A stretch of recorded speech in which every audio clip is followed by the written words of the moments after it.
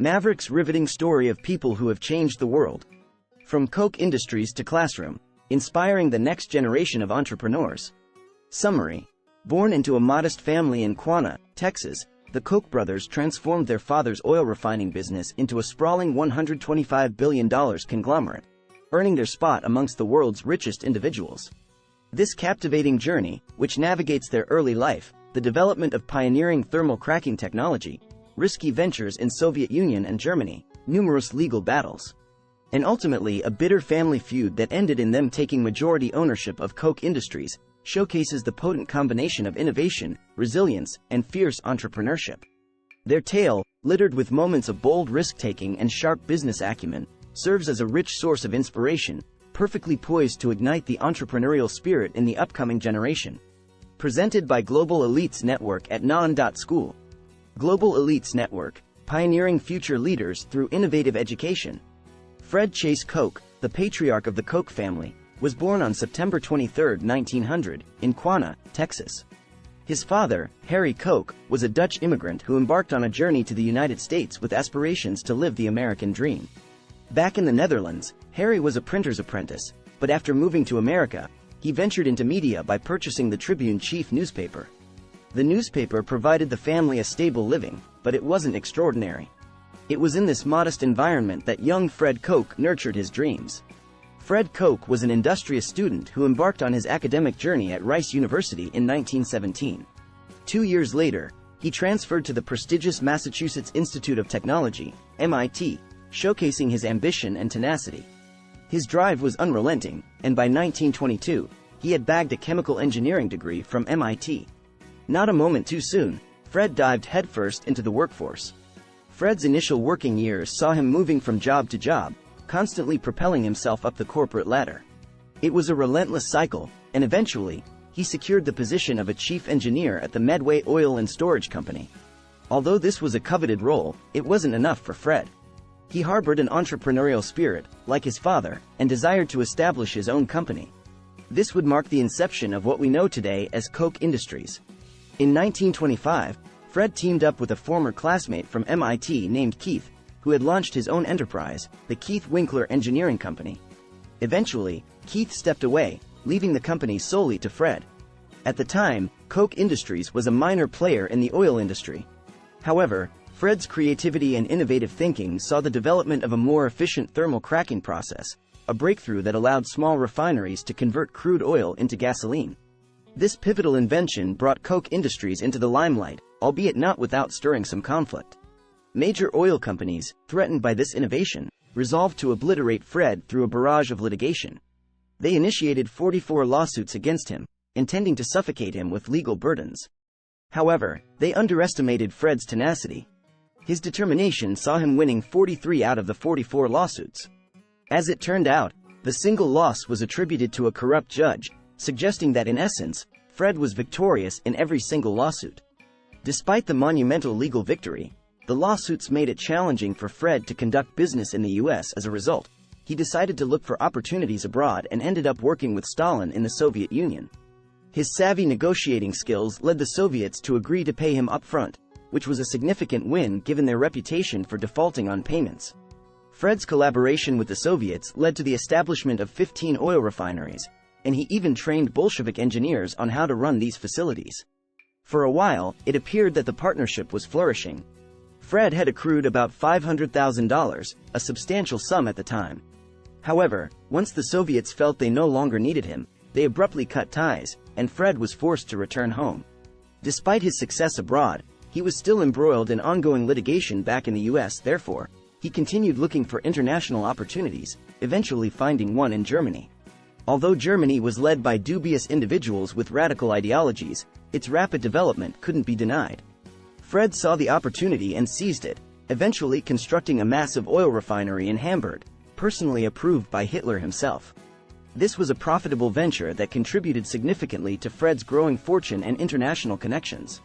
Despite the potential controversy surrounding his dealings with Germany, it's evident that this played a pivotal role in his business trajectory during the 1930s.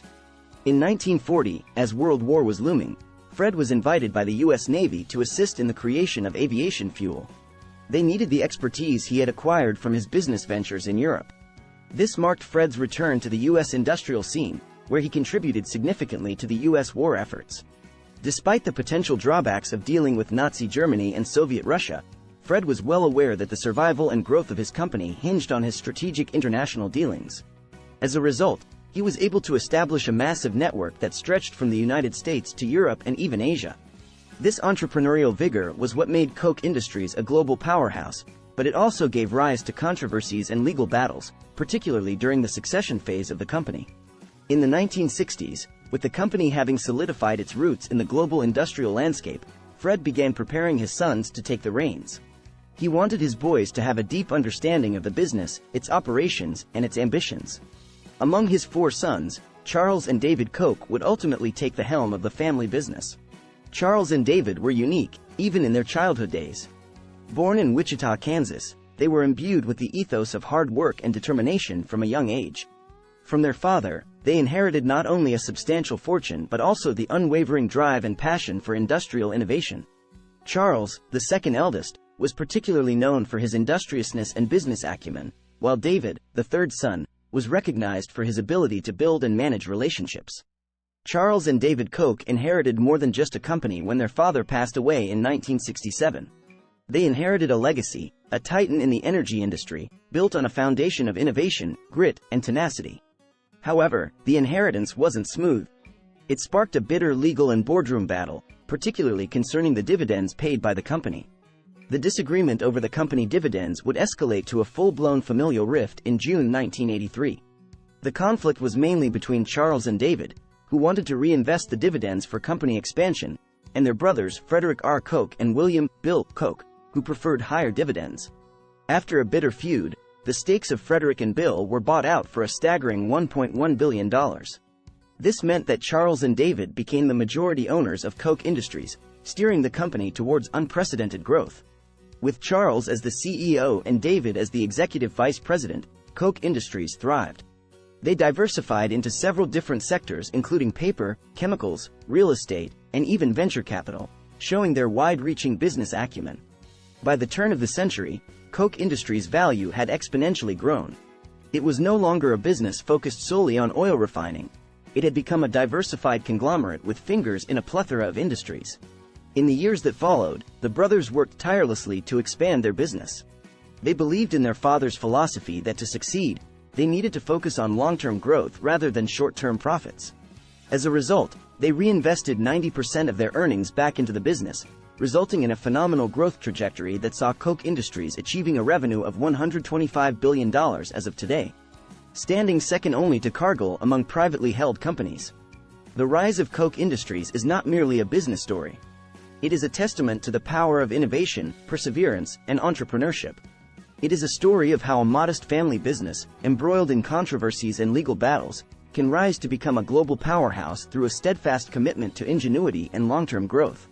The Koch family's journey, particularly the story of Fred, Charles, and David Koch, serves as a model for young, aspiring entrepreneurs, highlighting the importance of innovation, resilience, and strategic decision-making in business. The legacy of the Koch family, specifically Charles and David, has served as an inspiration for the Global Elites Network, an educational initiative led by Principal Maverick. The aim of this network is to foster the same creativity, critical thinking, business acumen, leadership, and management capability in young children that the Koch brothers exemplified throughout their lives. The focus on molding young minds is not without reason. In the ever-evolving global landscape, the need for innovative and entrepreneurial minds is more critical than ever.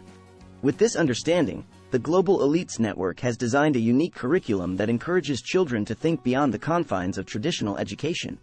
This curriculum prioritizes comprehensive skill building in the fields of innovation, entrepreneurship, and leadership. The story of Koch Industries, and particularly that of the Koch brothers, is the epitome of the entrepreneurial journey. Despite being born into a wealthy family, the brothers were not entitled brats. They started working in the company's lower levels, learning the ropes from the ground up. They took their father's lessons to heart, especially his emphasis on the importance of humility, hard work, integrity, and above all, respect for the free market. Understanding the power of free markets was a crucial lesson imparted by Fred Koch to his sons. He had experienced firsthand the tyranny of command economies during his business forays into the Soviet Union and Nazi Germany. These experiences reinforced his belief in the power of free markets, a value he imparted to his sons, who would later become vocal advocates of libertarian principles. The lessons imparted by their father guided the Koch brothers as they ascended to the helm of the business. They faced considerable challenges, including internal family disputes and legal battles. However, they maintained their focus on the bigger picture, valuing long-term growth over short-term gains, ultimately ensuring the robust expansion of Koch Industries. To prepare their students for such realities, the Global Elites Network's curriculum seeks to inculcate resilience and an innovative spirit in children from a young age. The goal is to develop individuals who can see beyond short-term hurdles and keep their eyes on the broader, long-term vision, much like the Koch brothers did when they took over Koch Industries. The story of the Koch brothers' rise is an impressive one. They exemplified how a combination of entrepreneurial spirit, hard work, strategic acumen, and a focus on long-term growth can lead to incredible success. Charles and David Koch successfully steered Koch Industries to become a leading conglomerate, with revenues reaching an astounding $125 billion. At the Global Elites Network, the story of the Koch brothers is used as an inspiration for the children. Through the tales of their trials, triumphs, and tribulations, the network seeks to instill in their students a deep understanding of the principles of business leadership and entrepreneurship. They hope to mold the minds of their students, training them to become well-rounded leaders of the future. In conclusion, the success story of Koch Industries and the entrepreneurial journey of the Koch brothers form a valuable template for the Global Elites Network. It is a lesson in the power of resilience, innovation, long-term thinking, and the importance of having a clear vision. The network uses this story as a guiding light, aiming to mold their students into future leaders and innovators. As they say, a journey of 1,000 miles begins with a single step. And for the students at the Global Elites Network, that step begins with understanding the paths of the trailblazers before them. Top 10 questions for further analysis. 1. How did the Koch brothers balance the risk and potential reward when deciding to expand internationally, especially in politically unstable regions? 2. What can we learn from the Koch brothers' litigation strategy and how they managed to prevail in most of the lawsuits they faced? 3. How did the Koch brothers navigate the complexities of family dynamics within a business context, especially during the power struggle that led to their majority ownership of Koch Industries? 4. How did the Koch brothers maintain their entrepreneurial spirit as their company grew into a multinational conglomerate? 5. How did their educational background and engineering contribute to their success as entrepreneurs in the oil industry? 6. What role did innovation, particularly the development of the thermal cracking process, play in the growth and expansion of Koch Industries? 7. What strategic decisions did the Koch brothers make that enabled them to compete successfully against much larger oil companies? 8. How have the Koch brothers' political beliefs and advocacy efforts influenced their business strategy and operations? 9. In retrospect, what could the Koch brothers have done differently to avoid the bitter family feud over their business? 10. Given the controversies and criticisms surrounding Koch Industries over the years, how have the Koch brothers managed their company's public image and reputation? That concludes version 1.0, our teaser. If you've enjoyed this and would like to delve into the complete business case study, version 2.0, we invite you to subscribe to our @mba.casestudy channel at either https://courseware.mba or https://casestudy.mba. Once there, you'll be able to access and read the full version 2.0 case study. Every day, Maverick will publish several videos containing the comprehensive version 2.0 of the MBA case study channel. We encourage you to share your thoughts on any MBA case study video that piques your interest. Your input could be valuable for others in our community, so please don't hesitate to leave a comment.